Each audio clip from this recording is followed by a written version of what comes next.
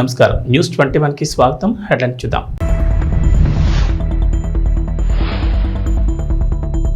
ఈ నెలలో మరోసారి ఏపీ అసెంబ్లీ సమావేశాలు 5 రోజుల పాటు సభను నిర్వహించాలని నిర్ణయం.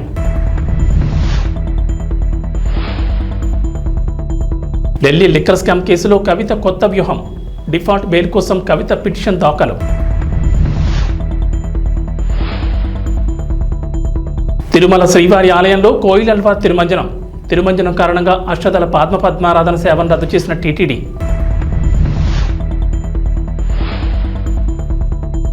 తెలంగాణకు రెయిన్ అలర్ట్. 13 జిల్లాల్లో భారీ వర్షాలు. ఆంధ్రప్రదేశ్ అసెంబ్లీ సమావేశాలకు ప్రభుత్వం కసరత్తు చేస్తోంది. ఈ నెల 22 నుంచి సమావేశాలు ప్రారంభమయ్యే అవకాశం ఉంది. 5 రోజుల పాటు సభను నిర్వహించాలని భావిస్తున్నారు. తొలి రోజు ఉభయ సభలను ఉద్దేశించి గవర్నర్ జస్టిస్ అబ్దుల్ నజీర్ ప్రసంగిస్తారు. అనంతరం గవర్నర్ ప్రసంగంపై చర్చ, ధన్యవాద తీర్మానాన్ని ప్రవేశపెట్టనున్నారు. కొత్త ప్రభుత్వం రాష్ట్ర ఆర్థిక పరిస్థితిపై సమీక్షించి పూర్తి స్థాయి బడ్జెట్ ప్రవేశపెట్టేందుకు సమయం సరిపోకపోవడంతో ఈ సమావేశాల్లో బడ్జెట్కు అవకాశం లేదంటున్నారు. ఆంధ్రప్రదేశ్ ఎన్నికల ముందు గత ప్రభుత్వం 4 నెలలకు ప్రవేశపెట్టిన ఓట్ ఆన్ అకౌంట్ బడ్జెట్ ఈ నెల 31తో ముగియనుంది. ఆంధ్రప్రదేశ్ ప్రభుత్వం కొత్త పథకాల అమలుపై ఫోకస్ పెట్టింది. ఇది ఓ కొలిక్కి తీసుకొచ్చిన తర్వాతే బడ్జెట్పై స్పష్టత ఇవ్వాలని భావిస్తోంది. మరో 3 నెలలకు తాత్కాలిక బడ్జెట్ కోసం ఆర్డినెన్స్ తీసుకొచ్చే అవకాశం ఉందని చెబుతున్నారు. ఆర్థికంగా వెసులుబాటు, వివిధ శాఖల్లోని ఆర్థిక పరిస్థితిపై స్పష్టత వచ్చిన తర్వాత సెప్టెంబర్ నాటికి పూర్తి స్థాయి బడ్జెట్ను ప్రవేశపెట్టే ఆలోచనలో ఉన్నట్లు సమాచారం. ఈ ఆర్డినెన్స్కు సంబంధించిన ప్రతిపాదనపై సీఎం ఆమోదం కోసం ఆర్థిక శాఖ ఎదురుచూస్తోంది. దేశంలో సంచలనంగా మారిన ఢిల్లీ లిక్కర్ స్కామ్ కేసులో అరెస్ట్ అయిన బీఆర్ఎస్ ఎమ్మెల్యే కల్వకుంట్ల కవిత తీహార్ జైల్లో జ్యుడిషియల్ ఖైదీగా ఉన్న విషయం తెలిసిందే. ఈ కేసులో కవితకు న్యాయస్థానం జ్యుడిషియల్ కస్టడీని పొడిగిస్తూ వస్తున్న విషయం తెలిసిందే. సుమారు 120 రోజులుగా ఖైదీగా ఉంటున్న కవితకు బెయిల్ దొరకడం కష్టతరంగా మారింది. అటు రౌజ్ ఎవెన్యూ కోర్టు కవిత బెయిల్ పిటిషన్ తిరస్కరించగా ఢిల్లీ హైకోర్టును కూడా ఆశ్రయించారు. అక్కడ కూడా ఆమెకు నిరాశ ఎదురైంది. ఈడీ, సిబిఐ 2 కేసుల్లోనూ బెయిల్ ఇచ్చేందుకు ఢిల్లీ హైకోర్టు నిరాకరించింది. అయితే ఈ కేసులో బెయిల్ పొందేందుకు కవిత మరో కొత్త వ్యూహాన్ని ఎంచుకున్నట్లు తెలుస్తోంది. బెయిల్ కోసం ప్రయత్నాలు చేసినా బ్యాడ్ లక్ కంటిన్యూ అవుతూ వస్తున్న నేపథ్యంలో డిఫాల్ట్ బెయిల్ కోసం కవిత పిటిషన్ దాఖలు చేశారు. ఇప్పటి వరకు తాత్కాలిక బెయిల్ కోసం కవిత తరపు న్యాయవాదులు చేసిన ప్రయత్నాలేవి ఫలించకపోవడం గమనార్హం. న్యాయస్థానాలు ఆ బెయిల్ పిటిషన్లను తిరస్కరిస్తూ వస్తున్న నేపథ్యంలో తాజాగా డిఫాల్ట్ బెయిల్ కోసం కవిత న్యాయస్థానాన్ని ఆశ్రయించింది. అయితే నిర్ణీత వ్యవధిలోగా సిబిఐ తన దర్యాప్తును పూర్తి చేయలేకపోవడంతో తమ కవితకు బెయిల్ ఇవ్వాలంటూ ఆమె తరపు న్యాయవాదులు కోర్టులో పిటిషన్ దాఖలు చేశారు. తిరుమల శ్రీవారి ఆలయంలో కోయిలల్వా తిరుమంజనం నిర్వహించారు. జూలై 16వ తేదీ సాలకట్ల ఆనివార ఆస్థానం పర్వదినాన్ని పురస్కరించుకుని ఇవాళ ఆలయ శుద్ధి చేపట్టారు. శ్రీవారి ఆలయంలోని ఆనంద నిలయం మొదలుకొని బంగారు వాకిలి వరకు శ్రీవారి ఆలయం లోపల ఉపదేవాలయాలు, ఆలయ ప్రాంగణం, పోటు, గోడలు, పైకప్పు, పూజా సామగ్రి తదితర వస్తువులను నీటితో శుభ్రం చేశారు. అలాగే స్వామివారి మూల విరాట్ను పట్టు వస్త్రంతో పూర్తిగా కప్పి ఉంచి శుద్ధి అనంతరం నామకోపు, శ్రీచూర్ణం, కస్తూరి పసుపు, పచ్చాకు, గడ్డ కర్పూరం, గంధం పొడి, కుంకుమ, కిచిలిగడ్డ తదితర సుగంధ ద్రవ్యాలు కలగలిపిన పవిత్ర పరిమళ జలాన్ని ఆలయం అంతటా ప్రోక్షణ చేశారు. అనంతరం శ్రీవారి మూల విరాటుకు కప్పిన పట్టు వస్త్రాన్ని తొలగించి ప్రత్యేక పూజ, నైవేద్యం కార్యక్రమాలను అర్చకులు శాస్త్రోక్తంగా నిర్వహించారు. అనంతరం భక్తులకు సర్వదర్శనం ప్రారంభించారు. కోయిలల్వా తిరుమంజనం కారణంగా అష్టదళ పద్మారాధన సేవను టీటీడీ రద్దు చేసిన సంగతి తెలిసిందే. ఏడాదిలో 4 సార్లు కోయిలల్వా తిరుమంజనం నిర్వహించడం ఆనవాయితీగా వస్తోంది.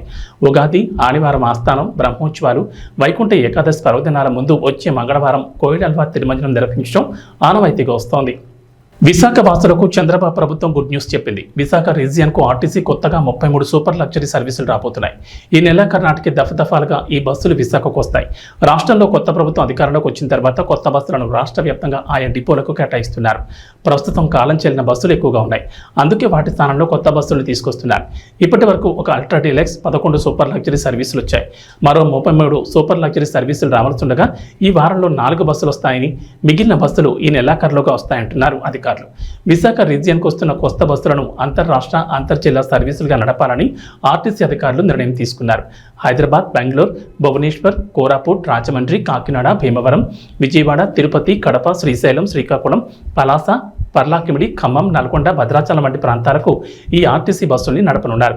ఈ రూట్లలో ప్రస్తుతం సేవలందిస్తున్న బస్సులో కాలం చెల్లినవి, పాతబడిన వాటిని తొలగించి కొత్త బస్సుల్ని నడపనున్నారు. ఈ తొలగించిన పాత బస్సులను రిపీట్ చేసి ఆధునీకరించనుంది ఆర్టీసీ. సిటీలో తిరుగుతున్న కాలం చెల్లిన బస్సులను తొలగించి వాటి స్థానంలో ఈ ఆధునీకరించిన బస్సుల్ని నడుపుతారు. ఆంధ్రప్రదేశ్లో రేషన్ కార్డులు ఉన్న వారికి శుభవార్త చెప్పింది ప్రభుత్వం. అన్ని రైతు బజార్లలో తక్కువ ధరలకే సరుకులను అందజేయనున్నారు. ప్రభుత్వం తక్కువ ధరకే సరుకులను అందజేయనున్నట్లు పౌర సరఫరాల శాఖ మంత్రి నాదెండ్ల మనోహర్ తెలిపారు. విజయవాడలోని పౌర సరఫరాల శాఖ కమిషనరేట్లో టోకు వర్తకులు, రైస్ మిల్లర్లు, సరఫరాదారులతో మంత్రి మనోహర్ నిత్యావసర ధరల పెరుగుదలపై సమావేశం నిర్వహించారు. రాష్ట్ర వ్యాప్తంగా రైతు బజార్ల ద్వారా తక్కువ ధరకే కందిపప్పు, బియ్యం పంపిణీ చేయడంపై చర్చించారు. ఈ నెల 11 నుంచి రాష్ట్ర వ్యాప్తంగా అన్ని రైతు బజార్లలోనూ నిర్ణయించిన రేట్ల ప్రకారమే సరుకులు విక్రయించేందుకు వర్తకులు అంగీకరించారు. మంత్రి నాదెండ్ల మనోహర్ నిర్వహించిన ఈ సమావేశంలో పౌర సరఫరాల శాఖ కమిషనర్ సిద్ధార్థ జైన్, ఎండీ వీరపాండియన్ తదితర అధికారులు పాల్గొన్నారు. రైతు బజార్లలో విక్రయించే సరుకుల వివరాలు: కందిపప్పు బహిరంగ మార్కెట్లో కేజీ ధర 181 కాగా రైతు బజార్లలో 160కే విక్రయిస్తారు. స్టీముడు బియ్యం బహిరంగ మార్కెట్లో కేజీ ₹55.85 ఉండగా రైతు బజార్లలో ₹49కే విక్రయిస్తారు. బియ్యం బహిరంగ మార్కెట్లో కేజీ ₹52.40 కాగా రైతు బజార్లలో 48కే విక్రయిస్తారు.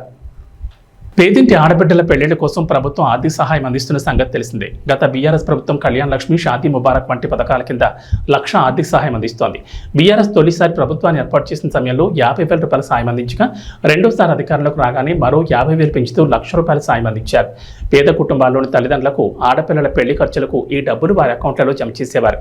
అయితే తాము అధికారంలోకి వస్తే ఆడపిల్లల పెళ్లి ఖర్చులకు ₹1,00,000 ఆర్థిక సహాయంతో పాటు తులం బంగారం ఇస్తామని కాంగ్రెస్ హామీ ఇచ్చింది. ఆ తర్వాత జరిగిన ఎన్నికల్లో కాంగ్రెస్ అధికారంలోకి రాగా ఇప్పటి వరకు ఈ పథకం అమలు కాలేదు. చాలా మంది పేదింటి ఆడపిల్లల తల్లిదండ్రులు కాంగ్రెస్ అమలు చేయనున్న కొత్త పథకం కోసం ఎదురు చూస్తున్నారు. ఈ నేపథ్యంలో కాంగ్రెస్ పరిగి ఎమ్మెల్యే రామ్మోహన్ రెడ్డి కీలక కామెంట్ చేశారు. ఎన్నికల్లో కాంగ్రెస్ పార్టీ ఇచ్చిన హామీలను అమలు చేసేందుకు రేవంత్ ప్రభుత్వం కృతనిశ్చయంతో పనిచేస్తోందని చెప్పారు. తెలంగాణలో కొత్త పెన్షన్ల కోసం అర్హులు ఎదురు చూస్తున్నారు. ఈ నేపథ్యంలో రాష్ట్ర పంచాయతీరాజ్ గ్రామీణాభివృద్ధి శాఖ మంత్రి సీతక్క వారికి గుడ్ న్యూస్ చెప్పారు. రాష్ట్రంలో కొత్త సామాజిక పింఛన్ల మంజూరు కోసం అర్హుల జాబితాను తక్షణమే సిద్ధం చేయాలని అధికారులకు కీలక ఆదేశాలు జారీ చేశారు. గత ప్రభుత్వ హయాంలో పెండింగ్లో ఉన్న పెన్షన్లతో పాటు కాంగ్రెస్ అధికారంలోకి వచ్చిన తర్వాత ప్రజాపాలన కార్యక్రమంలో వచ్చిన దరఖాస్తుల ఆధారంగా నివేదిక సమర్పించాలని సూచించారు. ఎన్నికల సమయంలో హామీ ఇచ్చినట్లు చేయూత పథకం కింద పింఛన్ల మొత్తాన్ని తమ ప్రభుత్వం పెంచనుందని చెప్పారు.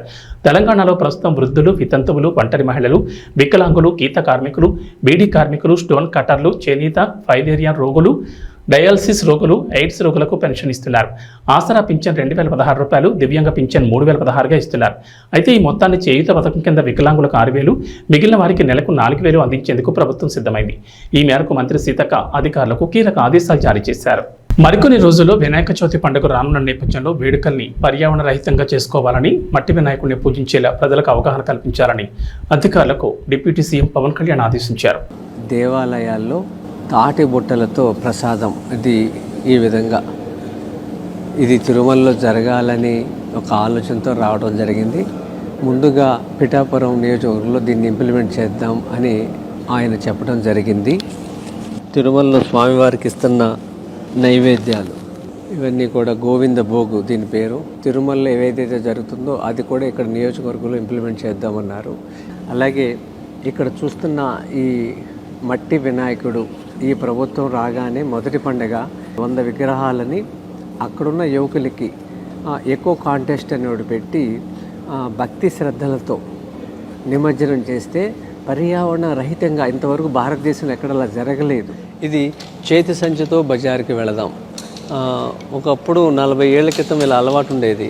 పిఠాపురం అనే పేరుతోనే ఈ వస్తువులన్నీ మనం తయారు చేసామనుకోండి, స్థానికంగా వాళ్ళకి ఒక ఆదాయం వస్తుంది. రెండోది అదొక మోడల్గా నిలబడుతుంది. ఈ అవకాశం ఇచ్చిన పవన్ కళ్యాణ్ గారికి మనస్ఫూర్తిగా అభినందనలు, ధన్యవాదములు. భారీగా కురుస్తున్న వర్షాలకు దేశవ్యాప్తంగా ఉన్న పలు జలపాతాలు పరవళ్లు తొక్కుతున్నాయి. ఎగువ ప్రాంతాల్లో వర్షాలు కురుస్తుండటంతో కర్ణాటకలోని షిమోగా జిల్లాలో శరావతి నదిపైనున్న జోగ్ ఫాల్స్ ఉరకలెత్తుతోంది. దీనికి సంబంధించిన తాజా వీడియో వైరల్ అవుతోంది. చుట్టూ పచ్చదనం, ఎత్తైన కొండలపై నుంచి వరద నీరు పొంగి ఊరుతున్న దృశ్యం చూపర్లను ఆకట్టుకుంటోంది. ఇది ఇండియాలోని ఎత్తైన జలపాతాల్లో జోగ్ వాటర్ ఫాల్స్ ఒకటి.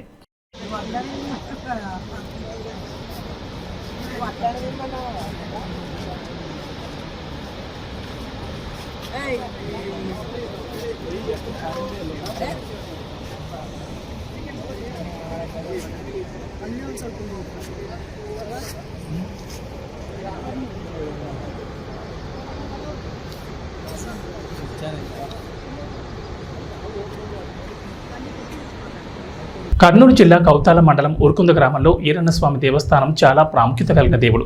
ఆగస్టులో జరగబోయే శ్రావణ మాసంలో నెల రోజుల పాటు లక్షలాది మంది భక్తాదులు దేవస్థానానికి వస్తున్నారు.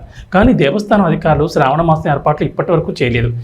ఎక్కడ చూసినా గుడి పరిసర ప్రాంతాల్లో చెత్తా చెదారం పేరుకుపోయి కుళ్ళిపోయి కంపోస్తోంది.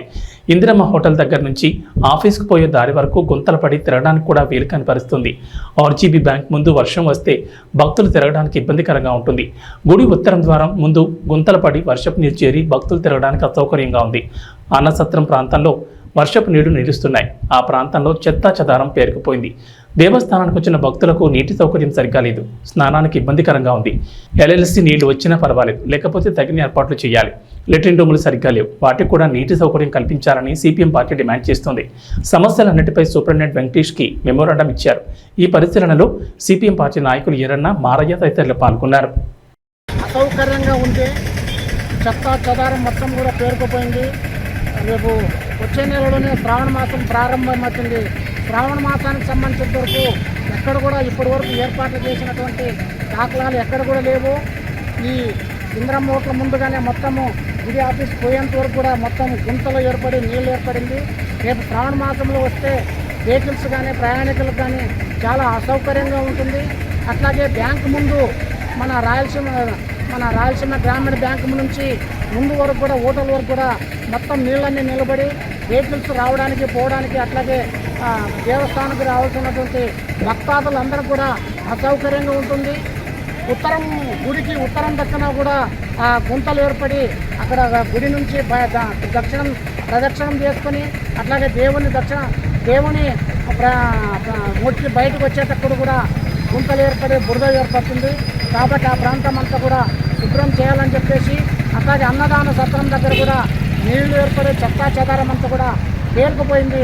కాబట్టి దేవస్థానం దగ్గర ఇక్కడ ఉన్నటువంటి ఈవో గారు ఆ గుడి పరిసర ప్రాంతాలంతా కూడా శుభ్రం చేయాలని చెప్పేసి లేని పక్షంలోనే సిపిఎం పార్టీగా పెద్ద ఎత్తున ఆందోళన కార్యక్రమాలను నిర్వహిస్తామని చెప్పేసి ఈరోజు దేవస్థానం సిబ్బందికి అట్లాగే ఇక్కడ ఉన్నటువంటి అధికారులకు అందరూ కూడా సిపిఎం పార్టీ తరఫున హెచ్చరిస్తున్నాం. నా పేరు మల్లయ్య, సిపిఎం పార్టీ కౌతాళ. విద్యార్థులకు పరీక్షలు, జ్ఞాపక శక్తిని, వారి భయాందోళనను, మానసికంగా బాధపడే వారికి, మత్తు పదార్థాలకు బానిసలైన వారికి, చెడు దుర్వ్యసనాలకు బానిసలైన వారికి, భార్యాభర్తల సమస్యలకు తనదైన శైలిలో కౌన్సిలింగ్ ఇస్తూ మానసిక రుగ్మతలను పోగొట్టే సైకాలజిస్ట్, ప్రముఖ హిప్నాటిస్ట్ ఉమాచంద్రన్ అభినందించి తీరాల్సిందేనని ఆల్ బీసీ జాతీయ సంక్షేమ సంఘం ఉపాధ్యక్షుడు, అఖిల భారత దోబీ మహాసంఘ్ జాతీయ ఉపాధ్యక్షుడు చింతాడ శ్రీనివాస్ అన్నారు. ఈ మేరకు భీమవరం కోడవెల్లి రోడ్లో చింతాడ శ్రీనివాస్ కార్యాలయంలో ప్రముఖ హిప్నాటిస్ట్ ఉమాచంద్కు గౌరవ సత్కారం అందించారు. ఈ సందర్భంగా చింతాడ శ్రీనివాస్ మాట్లాడుతూ గత 3 దశాబ్దాలకు పైగా అనేక వేదికలపై హిప్నాటిజం ప్రోగ్రాంలు చేస్తూ ప్రముఖుల ప్రశంసలు అందుకోవడమే కాకుండా మద్యం, మత్తు పదార్థాలకు బానిసలైన అనేక మంది హిప్నాటిజం ద్వారా కౌన్సిలింగ్ అందించి మామూలు వ్యక్తులు చేసిన ఘనత ఉమాచంద్కే దక్కుతుందని, వారి సేవలను గుర్తించి వారికి గౌరవ సత్కారం అందించామని అన్నారు. ఈ సందర్భంగా ఉమాచంద్ మాట్లాడుతూ మానవతా ధర్మంగా ఇటువంటి సేవలు చేయడం భగవంతుడిచ్చిన వరంగా భావిస్తున్నారన్నారు. హైదరాబాద్లోనే కాకుండా భీమవరంలో కూడా కొద్ది రోజుల్లో మానసిక సమస్యలపై కౌన్సిలింగ్ సెంటర్ను కార్యాలయాన్ని ప్రారంభిస్తామని తెలిపారు. తాను అందుకున్న గౌరవ సత్కారం తనకు మరింత బాధ్యతలు పెంచుతుందని, మీ అందరి ఆశీస్సులే నాకు కొండంత అండని అన్నారు. ఈ కార్యక్రమంలో చింతాడ ప్రసన్న కుమార్, కృష్ణ తదితరులు పాల్గొన్నారు. మనం భీమవరం పట్టణానికి విచ్చేసిన సైకాలజిస్ట్ శ్రీ ఉమాచంద్ర గారికి మన భీమవరం పట్టణం ఇచ్చేశారు. ఆయన రాజమండ్రిలో ఎంతోమందికి ఉపయోగపడి ఈరోజు మన భీమవరంలో కూడా చాలామందికి ఉపయోగపడ్డారు. అలాగే ఎవరైనా కొన్ని ఇబ్బందులు ఉన్నా, మత్తు పానీయాలకు అలవాటు పడినా, లేకపోతే మానసికంగా ఉన్నా అటువంటి వారికి ఆయన ఎన్నో సైకాలజిస్ట్ ద్వారా సేవలు అందించి చాలా ప్రజలు మనవులు పొందినారు. అలాగే ఆయన ఇలాగ ఎన్నో సేవలు చేయాలని, అలాగే మన ఎక్కువగా మత్తు పానీయాలకు అలవాటు పడుతున్నారు. అలాగే మానసికంగా, అలాగే కుటుంబంలో కొన్ని కలహాలు ఉన్నా సరే ఆయన ఇటువంటి సేవలు చేస్తున్నారు. ఆయనకి మా బీసీ సంఘాల తరఫున, అలాగే రజకు సంఘాల తరఫున ప్రత్యేక కృతజ్ఞతలు తెలుపుకుంటున్నాం. అలాగే మన భీమవరం పట్టణానికి వచ్చినందుకు ఉమాచంద్ర గారికి ప్రత్యేక అభినందనలు తెలుపుతున్నాం. నమస్తే అండి. ఈరోజు నేను భీమవరం వేరే కొన్ని కారణాలు రావడంలోని చింతాడ మిత్రుడు చింతాడ శ్రీనివాస్ గారు, ఆల్ ఇండియా బీసీ సంక్షేమ సంఘం ఉపాధ్యక్షులు, అలాగే మిత్రులు కృష్ణ గారు నన్ను ఈ రోజుని ఇక్కడ ఆహ్వానించి వాళ్ళు గౌరవార్థం చిరు సత్కారం చేయడం నాకు జరిగింది. ఈ రోజున భీమవరంలో వీరి ద్వారా ఈ సంఘం తరపుని నాకు ఈ యొక్క చిరు సత్కారం జరగడానికి చాలా చాలా హ్యాపీగా ఉన్నాను. నా ద్వారా వీరి సంఘానికి ఎలాంటి సహాయ సహకారాలు కావాలని నేను అందిస్తానని మీ అందరికీ తెలియజేస్తాను. త్వరలో ఇప్పటి వరకు నేను భీమవరంలో 20 సంవత్సరాల నుంచి నాకు భీమవరంతో అనుబంధం ఉంది. ఈ భీమవరం నుంచి కూడా నాకు చాలా మానసిక సమస్యలకు సంబంధించి student problems, family guidance, suicide attempt కేసులు, బ్యాడ్ హ్యాబిట్స్ ఇలాంటి అనేక రకాలైనటువంటి ప్రాబ్లమ్స్కి నేను ఫ్యామిలీ కౌన్సిలింగ్, స్టూడెంట్ కౌన్సిలింగ్ ఇలా అనేక రకాలైనటువంటి ప్రాసెస్ల ద్వారా వాళ్ళ జీవితాల్లో మంచి మార్పు తీసుకురావడం జరిగింది. అలాగే త్వరలో రాబోయే ప్రకాశం జిల్లా కంభం మండలం నర్సిరెడ్డిపల్లి గ్రామ దళితుల శ్మశానం కోసం 3 ఎకరాల 75 సెంట్ల భూమిని ప్రభుత్వం ఏర్పాటు చేస్తుండగా కేవలం 10 సెంట్లు వదిలి మిగతా 3 ఎకరాల 60 సెంట్ల స్థలం కొందరు అగ్రకులానికి చెందిన బీసీలు ఆక్రమించి భూమిని దున్ని పంటను వేసుకుని అక్రమంగా ప్రవర్తిస్తున్నారు. ఇదేంటని అడిగితే అమానుషంగా మాట్లాడుతూ గొడవలు చేస్తున్నారు. అధికారులు నాయకుల అండదండలతో అణచివేస్తూ పక్షపాతం చూపిస్తున్నారు. ఇప్పటికైనా సంబంధించిన అధికారులు నాయకులు కలవ చేసుకుని దళితులైన మాకు న్యాయం చేయాల్సిందిగా గ్రామ ఎస్సీ కాలనీ వాసులు కోరుతున్నారు. నమస్కారం సార్, నా పేరు రమణ, మాది నర్సిరెడ్డిపల్లి గ్రామం, ఖమ్మం మండలం, ప్రకాశం జిల్లా. సార్ మేము ఎస్సీ కాలనీ వాసులము. మాకు ఇక్కడ శ్మశానానికి స్థలమే లేకుండా చేసిండ్రు. మా స్థలం వచ్చేసి 3 ఎకరాల 75 సెంట్లు మొత్తము. కాకపోతే వీళ్ళు రైతులు మొత్తం ఆక్రమించేసిండ్రు. మేము దళితులం అని చెప్పేసి మేమేం చేయలేమని చెప్పేసి మేము అడిగితే మా మీద దాడి చేయడానికి ఎదురు తిరుగుతా చేస్తున్నారు. మొత్తం 3 ఎకరాల 75 సెంట్లకు గాను కనీసం మాకు ఇప్పుడు 10 సెంట్లు కూడా లేదు సార్. 10 సెంట్లకు కూడా ఇవన్నీ కంప చెట్లు సార్. ఎవరన్నా చనిపోయినా కూడా పెట్టుకునే పరిస్థితులు మేము లేం సార్. కేవలం ఈ యొక్క సమాధి ఉండడం వల్ల ఈ 10 సెంట్లైనా మాకు మిగిలించారు. లేకపోతే అసలు మాకు శ్మశానమే లేదు సార్. ఎవరన్నా మా గ్రామంలో అడిగినా కూడా మీరు దళితులు అని చెప్పేసి మమ్మల్ని హీనంగా చూస్తున్నారు సార్. దయచేసి మా ఎందుకు దయ చూపించి మాకు శ్మశానానికి మా స్థలమే సార్ 3 ఎకరాల 75 సెంట్లు మొత్తం మా స్థలం మాకు ఇప్పించవలసిందిగా ప్రార్థిస్తున్నాం సార్. సార్ మా అందు మీరు దయ ఉంచి పక్షపాతము వివక్షత లేకుండా మాకు కూడా మీరు ఎమ్మెల్యే గారు కాబట్టి మా అందు దయ ఉంచి మా శ్మశానం స్థలం మీరు మాకు ఇప్పించవలసిందిగా కోరుచున్నాం సార్. కనీసం మా పరిస్థితి ఎంత హీనంగా ఉందంటే ఎవరైనా చనిపోతే కూడా మేము ధైర్యంగా వచ్చి మా స్థలంలో మేము పెట్టుకునే పరిస్థితుల్లో లేం సార్. మీరే ఆలోచన చేయండి సార్. దయచేసి మా అందు దయ ఉంచి మాకు ఈ స్థలం మా స్థలం మాకు ఇప్పించవలసిందిగా కోరుచున్నాను. ప్రశాంత్ వర్మ ఇప్పుడు ఎంతో బిజీగా ఉన్నారో ప్రత్యేకంగా చెప్పాల్సిన పని లేదు. ప్రశాంత్ వర్మ సినిమాటిక్ యూనివర్సల్ భాగంగా చాలా సినిమాలు రాబోతున్నాయి. ఎంతో మంది సూపర్ హీరోల సినిమాలు రెడీ అవుతున్నాయి. ఈ క్రమంలో ప్రశాంత్ వర్మ టీంలోని ఎంతో మంది దర్శకులు అండ్ టాలెంట్ టెక్నీషియన్స్ పలు ప్రాజెక్టులను హ్యాండిల్ చేస్తూ బిజీగా ఉన్నారు. ప్రశాంత్ వర్మ అయితే ముఖ్యంగా జై హనుమాన్ మూవీ మీద ఫోకస్ పెట్టాడు. అదే టైంలో రణ్వీర్ సింగ్తో ఓ సినిమాను ప్లాన్ చేస్తాడన్న సంగతి తెలిసిందే. గత కొన్ని రోజులుగా రణ్వీర్ సింగ్ ప్రశాంత్ వర్మ సినిమా మీద డైలమా కనిపించింది. ఈ ప్రాజెక్ట్ మధ్యలోనే ఆగిపోయిందనే రూమర్లు వినిపించాయి. కానీ ఇంతవరకు ఈ ప్రాజెక్ట్ గురించి ఎలాంటి అధికారిక సమాచారం అయితే రాలేదు. అసలు ఈ సినిమా ఉందని కానీ లేదని కానీ ఎవ్వరూ చెప్పలేదు. కానీ తాజాగా ప్రశాంత్ వర్మ వేసిన ఓ ట్వీట్ చూస్తే రకరకాల అనుమానాలు పుట్టుకొచ్చేలా ఉన్నాయి. తాజాగా ప్రశాంత్ వర్మ తిరస్కరణ గురించి ఓ ట్వీట్ వేశాడు. ఆ ట్వీట్ని గమనిస్తుంటే తన సినిమాను కథను ఎవరో రిజెక్ట్ చేసినట్లుగా కనిపిస్తోంది. ఎన్ని రిజెక్షన్స్ ఎదురైతే అంత మంచిది అన్నట్లుగా ప్రశాంత్ వర్మ వేసిన ట్వీట్ ఇప్పుడు చర్చనీయాంశంగా మారింది. నీ కథను ఎవరు రిజెక్ట్ చేశారన్నా, అయినా ఆ బాలీవుడ్ స్టార్లతో ఎందుకు తీస్తున్నావన్నా, మన వాళ్ళతోనే సినిమా తీయొచ్చు కదా అని సలహాలు ఇస్తున్నారు. ఈ ట్వీట్ రణ్వీర్ సింగ్ కోసమే చేశావా అని అంతా కామెంట్లు చేస్తున్నారు. జై హనుమాన్ సినిమాలో ఆంజనేయుడిగా రామ్ చరణ్ లేదా చిరంజీవి అయితే బాగుంటుందని నిర్మాత నిరంజన్ రెడ్డి భార్య మాట్లాడిన ఆడియో ఎంతగానో వైరల్ అయింది. మరి హనుమంతుడిగా జై హనుమాన్ సినిమాలో ఏ స్టార్ హీరో నటిస్తాడో వేచి చూడాల్సిందే. T20 వరల్డ్ కప్ 2024ను ముద్దాడడంతో 11 ఏళ్ల తర్వాత టీమిండియా తిరిగి ఐసీసీ టైటిల్ను గెలుచుకుంది. 2013లో ఛాంపియన్స్ ట్రోఫీ విజయం తర్వాత తిరిగి మరోసారి ఐసీసీ టైటిల్ను దక్కించుకుంది. ఉత్కంఠభరితంగా సాగిన ఫైనల్ మ్యాచ్లో పటిష్టమైన దక్షిణాఫ్రికా జట్టును మట్టి కరిపించి T20 వరల్డ్ కప్ 2024ను సొంతం చేసుకుంది. దీంతో 14 ఏళ్ల సుదీర్ఘ విరామం తర్వాత రెండోసారి T20 వరల్డ్ కప్ను భారత్ గెలుచుకుంది. ఈ క్రమంలో రోహిత్ సేనకు బీసీసీఐ భారీ నజరానా ప్రకటించింది.